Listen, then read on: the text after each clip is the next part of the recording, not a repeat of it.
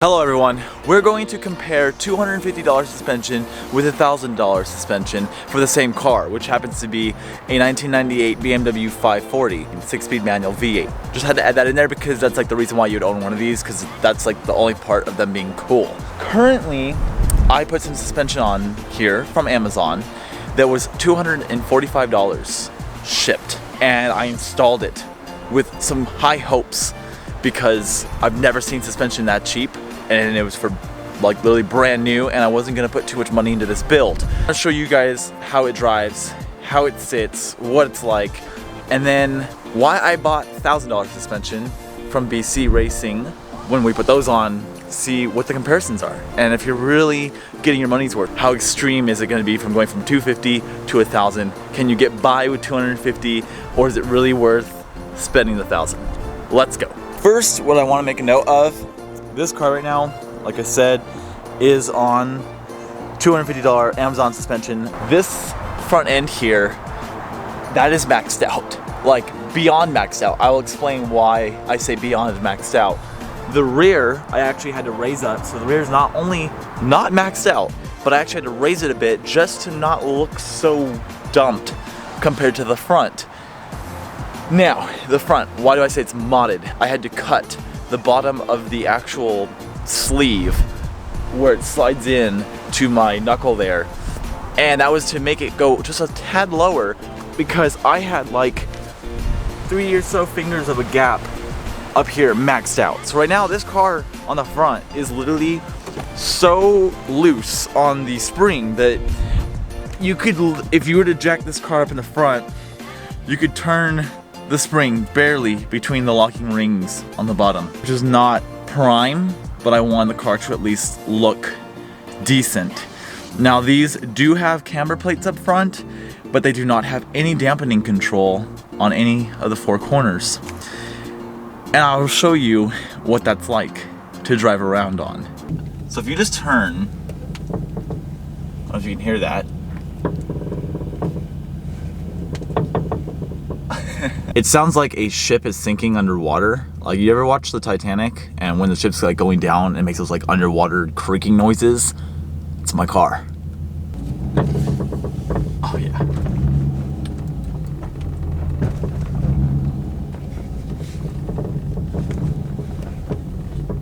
Please? Please? Back up. Why must you fail me? Usually that thing works really well. So, all right, here we go. Now somebody will probably say, if you were to, they're gonna say, hey Devin, you know, if you were to tighten your front shocks, you're not gonna have all that creaking up there. That may be true. I did not test that out. I have not tightened up onto the spring to see if it gets any better. So I don't know if that would stop the creaking, but it would lift the car. So if you don't want to go for like the whole super mega dropped look, then you may be all right for at least a visual and noise level. I will probably, ooh, there we go. Now riding isn't, the goats talk to me. We have goats right there that, well, I don't have a goat, but they do. Ride quality isn't the worst. It is bouncy, but I would not say, I've never actually been in a car with cut springs, but I would assume it doesn't ride as bad as a car that has like super cut springs. I'm not talking like a nice clean cut spring setup. I'm talking like your Honda Civic on the ground with stock suspension and cut springs. I would assume this rides a little bit better than that. And I don't think this car would ever get anywhere near this low on cut springs. Oh, I miss driving this. I haven't driven it much because of the suspension.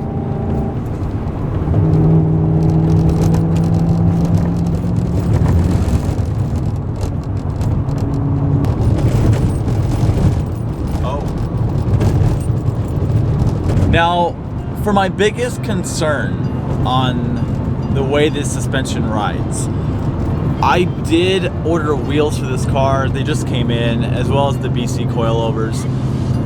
And before I went BC coilover option, I was going to just ride like this, but I have seen some scary things happen with cheap suspension where, like, you know, your top hat blows off and you blow your shock out, and I don't want to ruin my wheels, which is another huge factor what played out into doing this. And I just started spending a lot more money into this build on like name brand things and parts, so I kind of figured I might as well do it right. It'd be like really sad to put all this work into this car and have very cheap suspension that's going to fall off and ruin everything you bought for the car. So that's another huge input.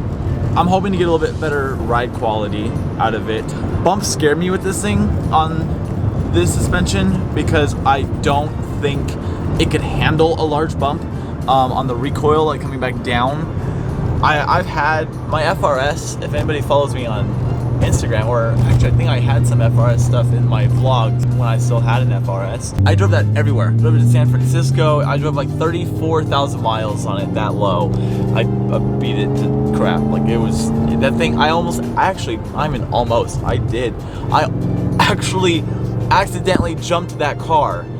Got air, sparks were everywhere, and that was on Godspeed Moto Max's RS. I don't remember, but it was the highest ones on the Godspeeds, and I actually really liked them. They had 35 or 38 something level dampening. I sound like I'm very into it, right? I forget because I have too many cars and too many specs that I don't remember all the time, and that's been like almost 2 years ago now. If my BCs ride better than that, wow, heck yeah. And if they ride the same as that, heck yeah as well. I never ruined my rotiforms anything to do with the suspension. Once I pull this suspension off, which may be tomorrow, I will show you guys side by side of how they look and compare with the BCs, because I have opened my BCs and they look amazing.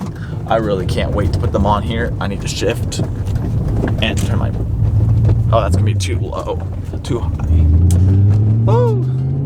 I think I'm gonna like them a lot compared to what the car is right now, especially ride height. I probably look, driving on the road right now, I probably look like I have like 18 bags of cement in the back of my trunk. So I want to show you guys the suspension and why it cannot go any lower on the front end, and why also I'm getting a little bit of creaky noises. Here we have the wheel off and the car's in there on jack stands. Okay, always use jack stands. I'm gonna show you how loose this is. So you see that spring can turn, but it's pretty in there, but it can turn. So this is not all the way tight. Any more up, it's just gonna put more preload. It's not gonna really change our lowering. If we were to drop this down, yes, it'd be lower, but you cannot do that because the top does not secure, and this little hat here flies to the side, and that could just have total destruction. We don't want that. This here, on these set of coilovers, there's a groove down here, right there. The threads from this strut lock down right there. There's no, it can't travel all the way down. Okay, see this? It can't travel all the way through. It stops right inside the middle. Now what I cut is this part right under here, because it bottoms out right there. That's where it hits. And I actually just smacked my camera against the brake caliper. Now, I still left a little bit of a gap right here where it could have gone down a little bit more, but that's not gonna really help much of where it was still sitting. And to show you guys, it also doesn't have any kind of dampening in here. It does have cover plates, which is cool, but it does not have any kind of dampening. So that kind of sucked as well. So we're gonna take this guy off. It should be a lot easier than taking the stock suspension off. And then I'm gonna do a side-by-side of the BC Racing coilovers, and then we're gonna put those things on. Here is the side-by-side. I haven't adjusted anything on this BC coilover yet. And don't mind all the nicks and scratches and dents and dings. I even had to put it in my vise when I was cutting this off. I moved the unijoint over so that I could get this out easierly, whatever word you want to say. I mean, already you can see the spring rate is gonna be a lot nicer. The spring itself is a lot smaller, which is pretty cool too, because I was gonna have some issues with my tire. My rim got really close to this, and I was hoping that this would be different, and it is, so that's pretty cool. Actually, you can see here, like, even the spring length is, and you got a nice preload here. This kind of looks more like the factory setup. Then you got your nice little rubber bushings there. But everything overall, quality-wise, is just immensely nicer here. And of course you got the nice dampening on the top. This is the main thing right here. You see how it threads through? I could put this thing all the way up here if I want. Well, I don't know where it would bottom out on the knuckle, but in theory, I could put this all the way up. This one would have been able to have more space, but the threads lock right here, which is really stupid. You can't even see in there, but it locks right there, which is just really dumb. I think I'm gonna undo this and spin this a little bit higher up just to get kind of the same, a little bit near the same length. I know it's gonna be different with the spring and it's gonna take a lot of fine tuning, but I'm gonna get this one on, do the other side, and then get to the rear. So now we got this one in, nice and secure in there. I pretty much threaded this thing pretty much as low as it can go. Any lower and well, we're gonna call things pretty close. So let me get some measurements of this threading as well for the bottom, just to make sure so I can duplicate the other side. We're gonna throw our wheels on and see where the thing sits and how it rides, and still do the back. Now for the rear, guys, I want to show a big difference between what you paid for. We're already, look at the shaft size. Our shaft size is already bigger on our BC coilover, and we get adjustable dampening, of course. Now, the other thing I really want to point out is right down here. Well, a couple things. One, look at this. Bad. Versus this nice thick joint down here. It's not just welded on. Now, look at this joint. See that? You want to know why this is so important? This one, it goes into the car this way. See how it matches this one? See how that goes inside the car? Yeah, well, they forget to put a washer here, so the bolt went right through. And this, by the time I checked right now, I've only driven maybe 50 miles on these. It already had almost fallen off. It was like right here. I just hammered it back in. I actually took it off the car. Actually, you guys want to see? Check that out. Could you imagine? Can you imagine that? It would literally just dump that thing right up into the top. That's not good. Not good at all. Check out this side. What the? Yeah, let's just die. Spend the money. We're gonna still see how they ride. By the way, you guys want to see something else? Oh. I have been driving the car a little bit on the BC coilovers for the first time, with also my lower profile 19-inch rims and tires. This setup, I will tell you guys, is to die for. These BC coilovers are amazing, like amazing. This rides literally better than stock. I'm not on the floor, but for how low I am and the way it rides is pretty intense. I'm really pushing offsets pretty close, which you can hear a little rubbing here and there from the tire. And my steering is pretty limited at the moment.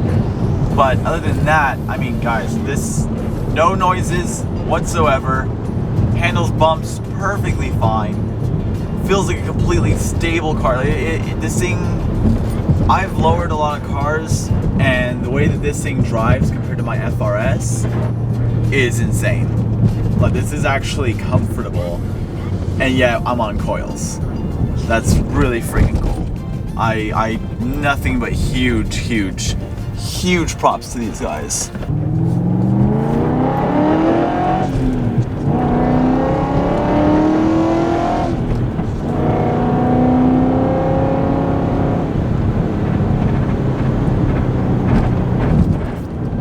Sorry for the rubbing.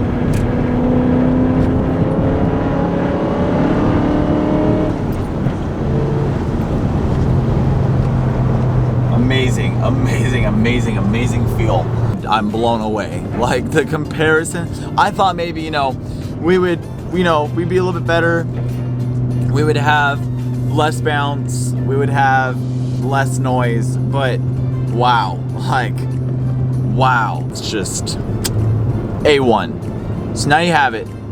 Which one would you still rather buy? Or does it depend on what kind of build you're doing? For me, I'm definitely spending the money and doing it the right way for the first try next time. Thank you guys for watching the video. Thank you for your input. Thank you for sticking along, watching it all the way throughout, seeing all the cool stuff we were doing with it. And stay tuned for more cool car stuff and all the other cool stuff we do on here. So, thanks guys. Later.